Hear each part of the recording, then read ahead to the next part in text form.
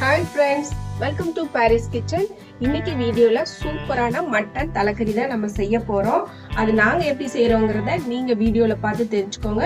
நீங்களும் அதே மாதிரி சாப்பிட்டு ட்ரை பண்ணுங்க. மறக்காம நம்ம சேனலுக்கு லைக் பண்ணுங்க, கமெண்ட் பண்ணுங்க, சப்ஸ்கிரைப் பண்ணுங்க. வாங்க இப்ப வீடியோக்குள்ள போலாம். ஃப்ரெண்ட்ஸ், இப்போ இந்த தலைக்கறியை நல்லா சுத்தப்படுத்தி நான் எடுத்துட்டு வந்திருக்கேன்.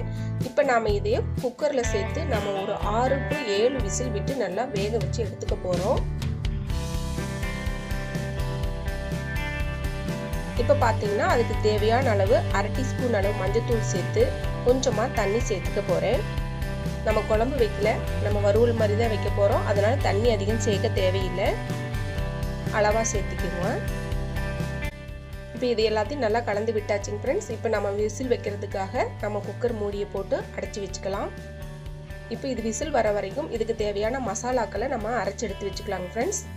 அதுக்கு அடுப்பத்தை வச்சு நம்ம ஒரு கடாய் வச்சுக்கலாம். கடாயில் ஒரு 200 கிராம் அளவு சின்ன வெங்காயம் சேர்த்து ஆயில் சேர்த்து நல்லா வதக்கி விடுங்க ஃப்ரெண்ட்ஸ். இந்த மாதிரி சின்ன வெங்காயத்தை வதக்கி அரைச்சி பேஸ்ட்டாக சேர்க்கும் போது நம்மளுடைய கறியோட டேஸ்ட்டு இன்னும் அதிகமாக இருக்கும். அதனால தான் நான் இந்த மாதிரி வதக்கி அரைக்க போகிறேன்.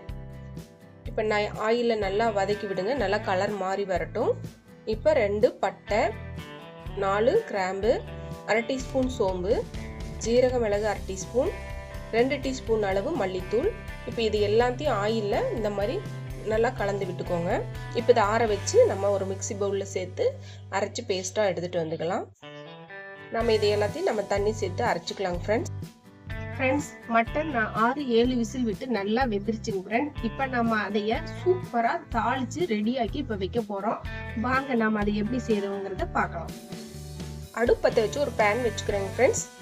இதுக்கப்புறமா தாளிப்புக்காக 50 கிராம் அளவு ஆயில் சேர்த்துக்கிறேன்.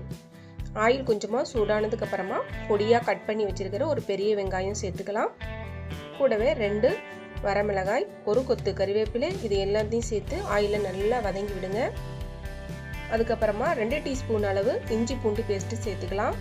ஸ்பூன் சின்னதாக இருக்கிறதுனால 4 டீஸ்பூன் சேர்த்துருக்கேன்.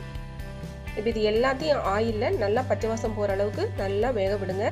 1/2 டீஸ்பூன் அளவு மிளகாய்த்தூள், 1 டீஸ்பூன் அளவு மட்டன் மசாலா சேர்த்து ஆயிலில் நல்லா கலந்து விடுங்க. அடுப்பை சிம்மில் வச்சுக்கோங்க, இந்த மசாலாவோட பச்சை வாசம் போகட்டும். அதுக்கப்புறமா பார்த்தீங்கன்னா நம்ம வேக வச்சிருக்கிற தலைக்கறியை தண்ணியை இருத்துட்டு கறியை மட்டும் நம்ம இதில் சேர்த்துக்கலாம். தண்ணி நம்ம தேவைப்படும் போது ஊற்றிக்கலாங்க ஃப்ரெண்ட்ஸ். தேவையான அளவு சேர்த்துக்கிட்டா போதும். இப்போ தண்ணி கொஞ்சமாக இருக்குது, மாற்றி வச்சுட்டேன். இப்போ கொஞ்சமாக உப்பு சேர்த்து நல்லா கலந்து விடுங்க.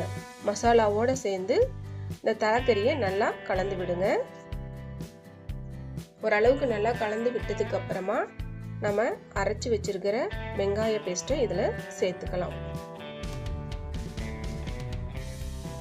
சேர்த்து இதையும் நல்லா கலந்து விடுங்க. இப்போ பார்த்தீங்கன்னா இது சாப்பிடும்போது இந்த தலைக்கறியில் பார்த்தீங்கன்னா அதிகமாக எலும்பு தான் இருக்கும். அதை நம்ம சாப்பிடும்போது டேஸ்ட்டு பார்த்தீங்கன்னா இன்னும் அதிகமாக இருக்கும். அதுக்காக தான் நம்ம இந்த மாதிரி சேர்த்துக்கிறது. இப்போ நம்ம வேக வச்ச மட்டன் தண்ணி இருக்கு இல்லைங்களா, தலைக்கறி தண்ணி, அதையே கொஞ்சமாக தேவையான அளவு சேர்த்துக்கலாம் ஃப்ரெண்ட்ஸ். இப்போ நம்மளுடைய தலைக்கறி ரெசிபி சூப்பராக ரெடி ஆயிடுச்சு ஃப்ரெண்ட்ஸ். இப்போ மல்லி இலையை தூவி நம்ம சர்வ் பண்ணிக்கலாம். இது வரைக்கும் நம்ம வீடியோ பார்த்த எல்லாருக்கும் மனமார்ந்த நன்றியை தெரிவிச்சுக்கிறோம்.